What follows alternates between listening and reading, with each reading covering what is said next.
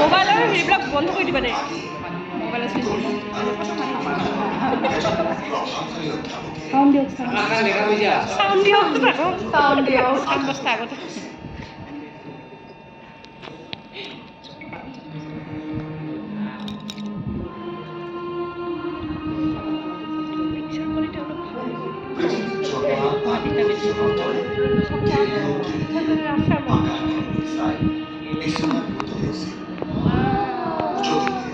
তেওঁ চন্দ্ৰটো আৰু আকাশৰ তৰাবোৰ অধিক ভালদৰে চাব পাৰিলেহেঁতেন।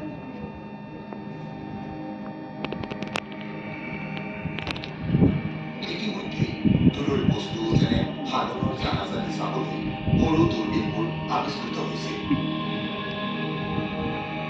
সাঁচি আকাশলৈ ঘূৰাই দিলে দূৰবীক্ষণটোৱে বাৰু তেওঁক ব্ৰহ্মাণ্ডখনৰ খালী চকুৰে নেদেখা বস্তুবোৰ দেখুৱাবনে?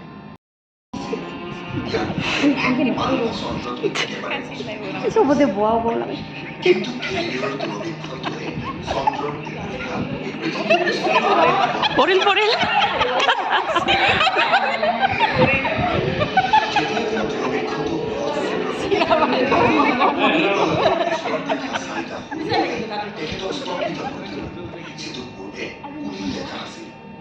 ইয়াৰ পৰৱৰ্তী ৰাতি তৰাকেইটাই সিহঁতৰ স্থান সলনি কৰিলে।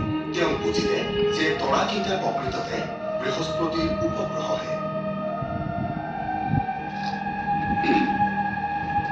প্ৰাচীন কালৰে পৰা মানুহক আশ্চৰ্যচকিত কৰা আকাশত দেখা ৰহস্যময়ী উদ্ভাসিত প্ৰতিদানক ইয়াৰ পাতল শুভ্ৰ বৰণৰ বাবে মিল্কি ৱে বা হাতীপতি বুলি জনা যায়।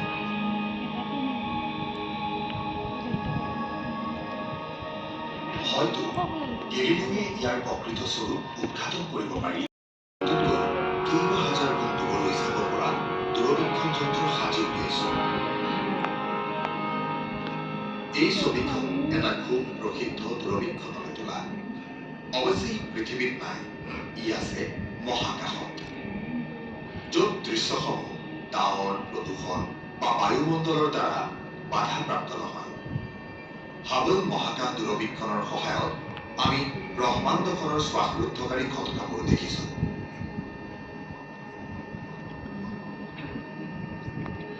প্ৰযুক্তিৰ বলত আজি আমি গেলিলিঅ'তকৈ বহু বেছি জানো।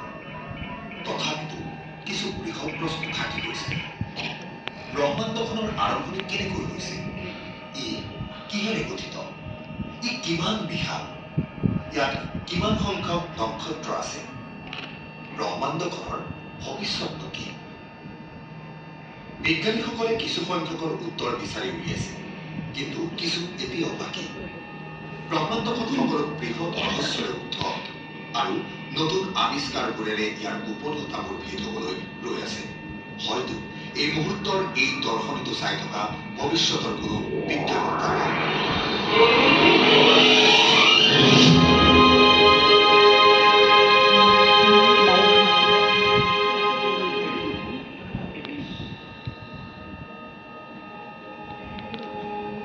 ই অতিশয় বিশাল। সকলো দিশতে আমি ঢুকি পাব পৰা দূৰত্বলৈ বিস্তৃত। ই হ'ল তিক্ত চেঁচা আৰু উগ্ৰ চমন্ত এখন ঠাই। অতিকে মনোমোহা এই ব্ৰহ্মাণ্ডখন আচলতে কি?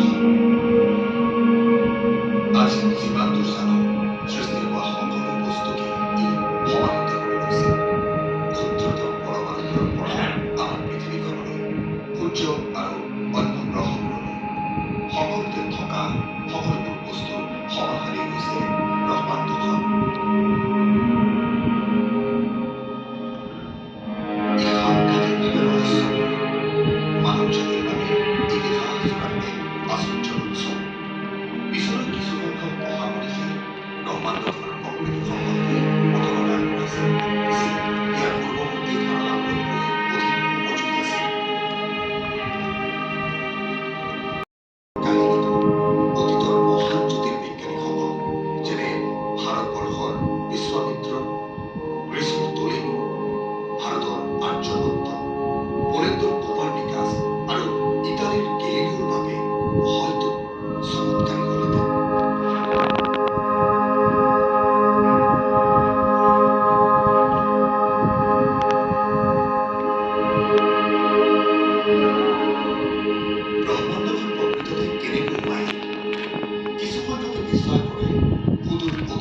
ইয়াৰ সৃষ্টি হৈছিল আৰু অইন কিছুৰ বাবে ই সদায় এৰি ধৰি আছিল। আধুনিক বিজ্ঞানৰ অনুমান মতে ব্ৰহ্মাণ্ডখন 14 কোটি জৰিয়তে ইয়াৰ সৃষ্টি হৈছিল।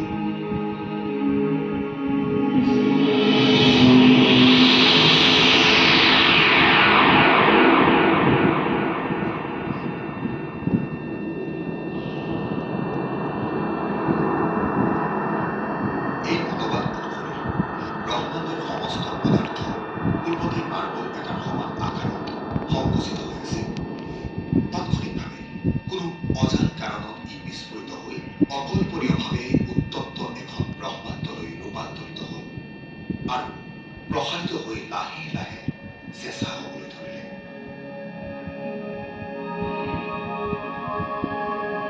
সৃষ্টিৰ মুহূৰ্তত মাথো আছিল শক্তি আৰু মাধ্যাকৰ্ষণ বল। এই শক্তিৰে কিছু পৰমাণু গঠন হয়। পৰৱৰ্তী সময়ত নক্ষত্ৰসমূহৰ অধীনলৈ অন্য মৌলিক পৰমাণুবোৰ সৃষ্টি কৰিলে। কিছু অৱস্থাৰ পৰা কেইবালাখ বছৰলৈ প্ৰসাৰিত হৈ ব্ৰহ্মাণ্ডখনে প্ৰাক শৈশৱকালত উপনীত হৈছিল বহু আকৰ্ষণীয় ঘটনাৰ সূত্ৰপাত হ'বলৈ লৈছিল। মাইচৌতি বৃহদাকাৰ থোপ হ'বলৈ ধৰিলে আৰু ধূলিকণাৰ এই থোপবোৰে পৰৱৰ্তী কালত সংকুচিত হৈ তাৰকাৰাজ্যবোৰৰ সৃষ্টি কৰিলে। তাৰকাৰাজ্যবোৰৰ ভিতৰত হাইড্ৰজেন আৰু হিলিয়াম গেছবোৰ সৰু সৰু থোপলৈ পৰিৱৰ্তিত হৈ তাৰকাৰাজ্যখনৰ প্ৰকাশ হৈ আছিল অতি গধুৰ। কিন্তু মাত্ৰ কেইলাখমান বছৰলৈহে সিহঁত বৰ্তি আছিল আৰু শেষত ছুপাৰনোভা নামৰ এক প্ৰলয়ংকাৰী বিস্ফোৰণত সিঁচৰতি হৈ পৰিছিল। মৌলিক পদাৰ্থসমূহ এই গধুৰ নক্ষত্ৰবোৰৰ উত্তপ্ত কেন্দ্ৰভাগতে উৎপাদিত হৈছিল। যেতিয়া সিহঁত বিস্ফোৰিত হৈছিল, পদাৰ্থবোৰ অত্যন্ত চেঁচা আন্তঃনাক্ষত্ৰিক মহাকাশলৈ সিঁচৰতি হৈ পৰিছিল। এই ছুপাৰনোভাবোৰৰ বিস্ফোৰণে নতুন নক্ষত্ৰবোৰ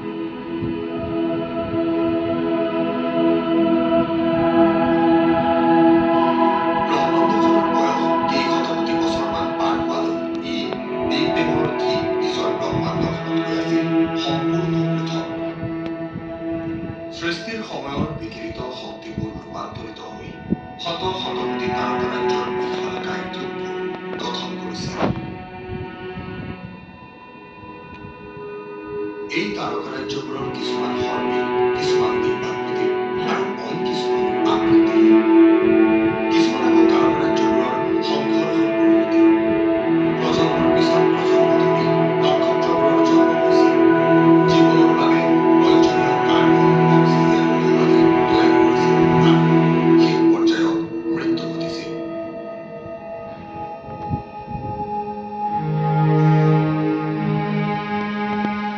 কেইবা শতকোটি বছৰ নিৰন্তৰ প্ৰসাৰিত হৈ ব্ৰহ্মাণ্ডখন বিস্তাৰিত কম ঘনত্বৰ অত্যাধিক চেঁচা হৈ পৰিছিল।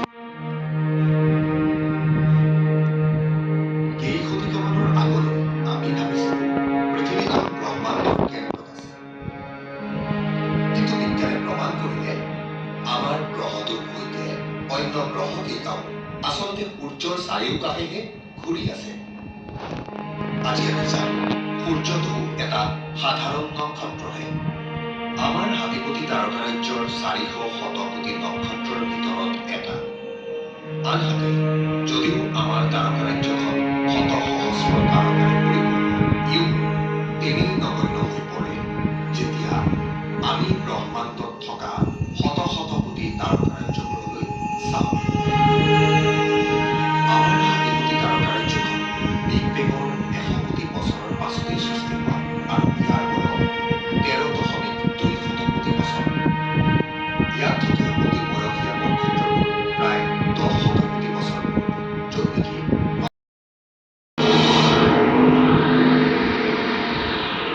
আমাৰ সূৰ্যটো গেছ আৰু ধূলিকণাৰ সমষ্টিৰে গঠিত সৌৰ নীহাৰিকাৰ পৰা 450 কোটি বছৰ পূৰ্বে জন্ম হৈছিল। এই জন্ম প্ৰক্ৰিয়া সঞ্চালিত হৈছিল চুবুৰীয়া নক্ষত্ৰ এটাৰ বিস্ফোৰিত মৃত্যুৰ পৰা। এই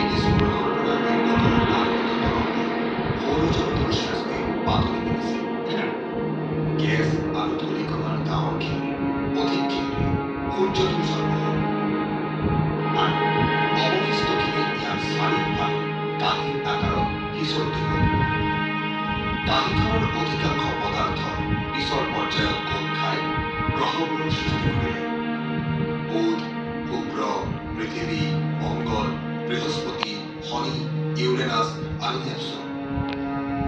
অৱশিষ্ট ক্ষুদ্ৰতম টুকুৰাবোৰে সূৰ্যোদয় পাওনা গ্ৰহবোৰৰ লগতে গ্ৰহাণু আৰু ধূমকেতুবোৰৰ গঠন হৈছিল। 8টা গ্ৰহৰ ভিতৰত তৃতীয় শাৰীত থকা কেৱল মাত্ৰ পৃথিৱী একমাত্ৰ গ্ৰহ য'ত জীৱৰ সঞ্চাৰ হ'ব পাৰে। শুক্ৰৰ দৰে ই সূৰ্যৰ নিকটতো নাই যে পানী বাষ্প হৈ যায়, আৰু মংগলৰ দৰে আঁতৰতো নাই যে পানী বৰফলৈ ৰূপান্তৰিত হয়। জীৱৰ উৎপত্তি আৰু বিকাশৰ বাবে পানীৰ জলীয়া অৱস্থাটো বাৰুকৈয়ে প্ৰয়োজনীয়। প্ৰাৰম্ভিক অৱস্থাৰ পৃথিৱীখন খুব তপত আছিল, কিন্তু বায়ুমণ্ডল নাছিল। সময়ৰ লগে লগে বহিঃপৃষ্ঠভাগ চেঁচা হৈ কঠিন ঘোলাটালৈ পৰিৱৰ্তিত হৈ ভিতৰ ভাগত গলিত শিলাময় লাভাবোৰক আবদ্ধ কৰি ৰাখিলে, আৰু ইয়াৰ ভগ্ন অংশবোৰেৰে আগ্নেয়গিৰিৰ ৰূপত উত্তপ্ত ৰক্তিম লাভা আৰু গেছবোৰ বিয়পি পৰিছিল। এই গেছবোৰে ক্ৰমান্বয়ে পৃথিৱীৰ বায়ুমণ্ডলটো গঢ় দিয়ে। এক মতবাদ অনুসৰি এই প্ৰাচীন বায়ুমণ্ডলটোত ডাৱৰবোৰে অবিৰতভাৱে হাজাৰ হাজাৰ বছৰ ধৰি বৰষুণ নমাইছিল আৰু মহাসাগৰবোৰৰ সৃষ্টি কৰিছিল। আন এটা মতবাদ অনুসৰি পৃথিৱীৰ জলভাগৰ সৃষ্টি কৰিছিল ইয়াৰ সৈতে সংসৰ্গ হোৱা গধুৰ ধূমকেতুবোৰে, যিবোৰ বৰফৰ স্ফটিকেৰে সমৃদ্ধ আছিল।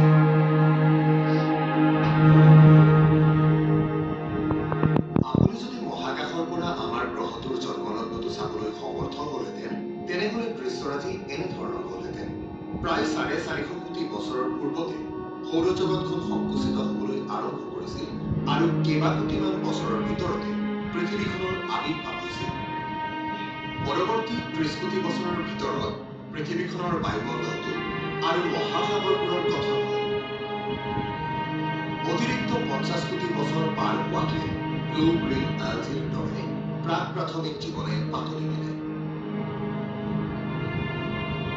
পিছৰ 50 কোটি বছৰত বেক্টেৰিয়া আৰু সাধাৰণ তৃণজাতীয় গছবোৰে ভুমুকি মাৰিলে।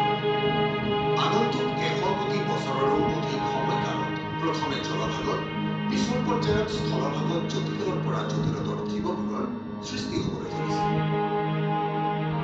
প্ৰায় 20 কোটিমান বছৰৰ আগেয়ে দৈত্যকায় ডাইনছৰবোৰে পৃথিৱীত ৰাজত্ব আৰম্ভ কৰিলে, আৰু প্ৰায় 7 কোটিমান বছৰৰ আগেয়ে নিঃশেষ হৈ গ'ল। হয়তো এয়া এটা বৃহৎ গ্ৰহাণুৰ সংঘৰ্ষত হোৱা জলবায়ু পৰিৱৰ্তনৰ পৰিণতি, যিয়ে স্তন্যপায়ী প্ৰাণীবোৰৰ বিৱৰ্তনৰ বাট মুকলি কৰি দিয়ে। মানুহেই হৈছে এই প্ৰাণীবোৰৰ ভিতৰত শ্ৰেষ্ঠ, যিয়ে প্ৰকৃতিকেই আকাৰ দিবলৈ লৈছিল। আমাৰ পূৰ্বপুৰুষসকলে শিলৰ আহিলা তৈয়াৰ কৰাৰ লগতে জুই ব্যৱহাৰ কৰিছিল আৰু খেতি-বাতি কৰিবলৈ শিকিছিল। ভ্ৰমণকাৰী আৰু সংগ্ৰহকাৰীৰ পৰা আজি আমি স্থায়ী বাসিন্দা। জীৱন নিৰ্বাহটো সহজ হোৱাৰ লগে লগে মানুহে আকাশখনলৈ চাবলৈ অধিক সময় পালে। নিশাৰ আকাশখনলৈ চাই আমাৰ পূৰ্বপুৰুষসকলে তৰাবোৰৰ আকাৰ আৰু আকৃতিবোৰ কল্পনা কৰিবলৈ ল'লে, যিবোৰক আমি তৰামণ্ডল বুলি কওঁ। আজি আমি গোটেই আকাশখন সাঙুৰি সৰ্বমুঠ 88টা তৰামণ্ডলক স্বীকৃতি দিছো।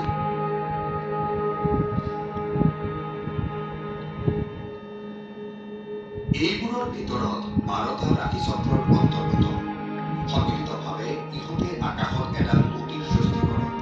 চন্দ্ৰ, সূৰ্য আৰু গ্ৰহবোৰে ৰাশিচক্ৰৰ এই গতিডালৰ ওপৰেৰে গতি কৰা যেন দেখা যায়।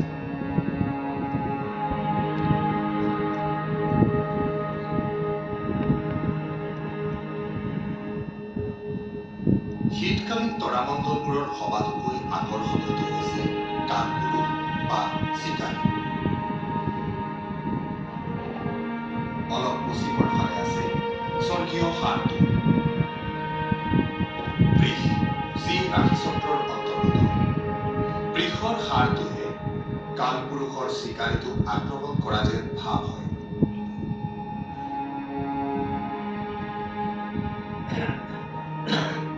উজ্জ্বল গেৰুৱা বৰণৰ ৰোহিণী নামৰ নক্ষত্ৰটোৱে হাড়টোৰ চকুটো গুচাইছে।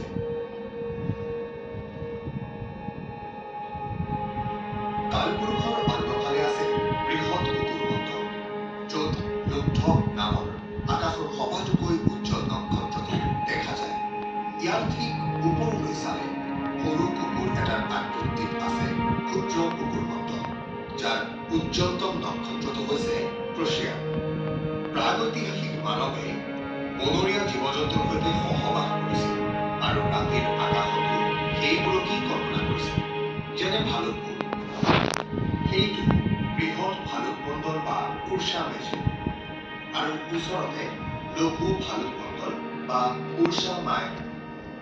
এই যে আমি দেখিছো বৃহৎ ভালুক মণ্ডলৰ গাতে লাগি থকা তৰা দুটা সংলগ্ন ৰেখাডাল ঘূৰাই দিলে লঘু ভালুক মণ্ডলৰ নেজৰ তৰাটো চুইছেগৈ এইটো ধ্ৰুৱতৰা।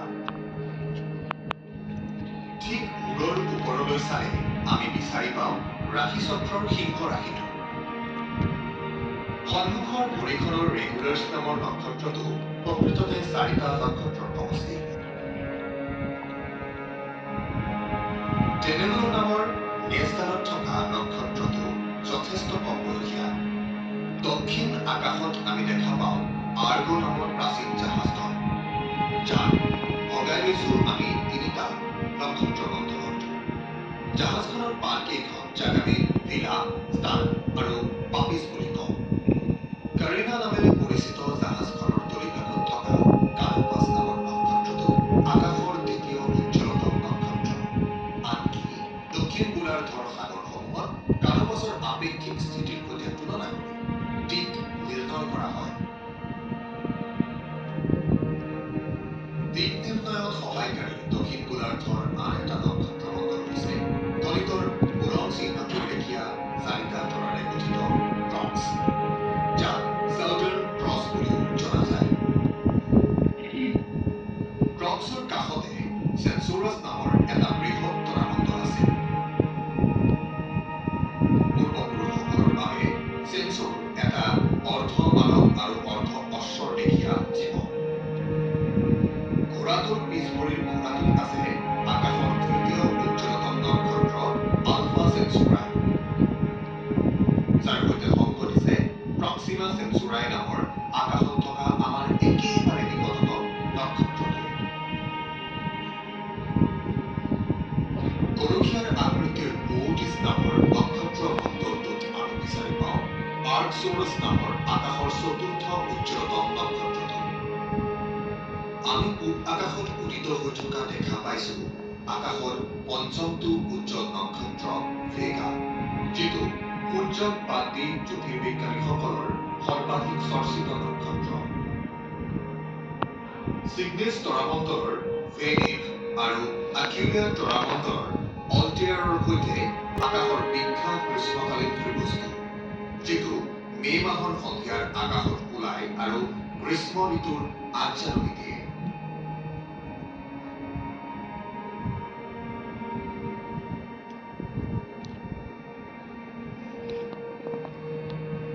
কোনো এক নিৰ্দিষ্ট সময়ত আপুনি খালী চকুৰে 3000মান তৰা দেখা পাব পাৰে, যিবোৰৰ কেইটামান যথেষ্ট উজ্জ্বল, কিছু সংখ্যক নিষ্প্ৰভ আৰু বেছিভাগেই একেবাৰে অস্পষ্ট। ব্ৰহ্মাণ্ডৰ বিশালতা ব্যক্ত কৰিবলৈ আমি আলোকবৰ্ষ শব্দটো ব্যৱহাৰ কৰোঁ, যিয়ে পোহৰে এবছৰত অতিক্ৰম কৰা দূৰত্বকে বুজায়। আমাৰ সৌৰজগতখন হাতীপতি তাৰকাৰাজ্যৰ কেন্দ্ৰৰ পৰা প্ৰায় 30,000 আলোকবৰ্ষ দূৰৈত অৱস্থিত। 20 লক্ষ আলোকবৰ্ষ দূৰৈত থকা এণ্ড্ৰমেডা খালী চকুৰে দেখা পাব পৰা তাৰকাৰাজ্য, আৰু ই সবাতোকৈ ওচৰত থকা এখন বৃহৎ তাৰকাৰাজ্য।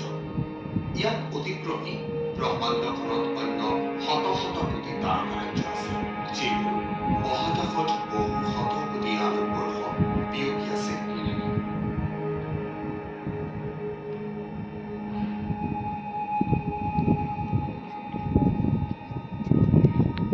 হাজাৰোধিক বছৰ আগৰ পৰা আমি নিৰীক্ষণৰ যোগেদি ব্ৰহ্মাণ্ডৰ কথাবোৰ বুজিবলৈ চেষ্টা কৰি আহিছো। বৰ্তমান আমি এইবোৰ কৰিবলৈ ক্ৰমান্বয়ে অতি উন্নত দূৰবীক্ষণ আৰু কম্পিউটাৰৰ সহায় লওঁ আৰু ব্ৰহ্মাণ্ডখনৰ বিষয়ে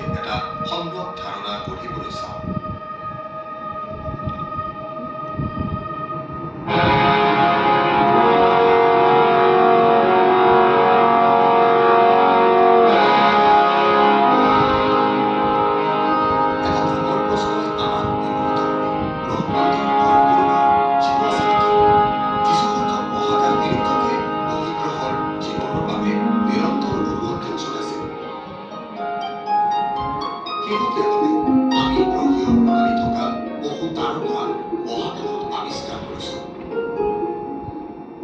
কিছুসংখ্যক জ্যোতিৰ্বিজ্ঞানীয়ে অনুমান কৰে যে ব্ৰহ্মাণ্ডৰ জীৱন প্ৰতিপালিত কৰিব পৰা শত শত কোটি স্থান থাকিব পাৰে, কিন্তু বৰ্তমানলৈ আমি ব্ৰহ্মাণ্ডৰ অন্য ক'তো জীৱনৰ সন্ধান লাভ কৰা নাই।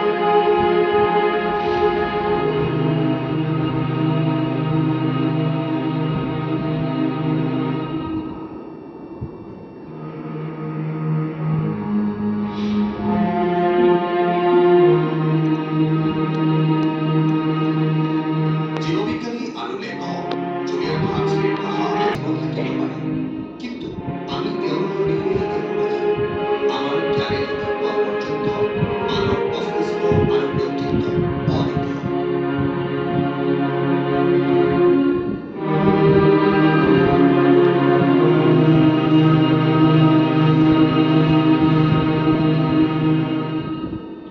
হাক্সলিৰ মতে মানুহ সেই প্ৰক্ৰিয়াটোৰ বাস্তৱ ৰূপ যিয়ে মহাজগতলৈ চেতনা আনিছে আৰু ইয়াৰ যোগেদি মহাজগতখনে নিজকে হৃদয়ংগম কৰিছে। হাক্সলিৰ কোৱা ধৰণে আমাক আঁতৰাই ব্ৰহ্মাণ্ডখনৰ অস্তিত্ব কল্পনাতীত। আমাৰ সন্মুখত উৎঘাটিত প্ৰতিটো বস্তু বা পৰিঘটনাৰ লগত আমি অনিচ্ছাকৃতভাৱে জড়িত। এখন অবিশ্বাস্যভাৱে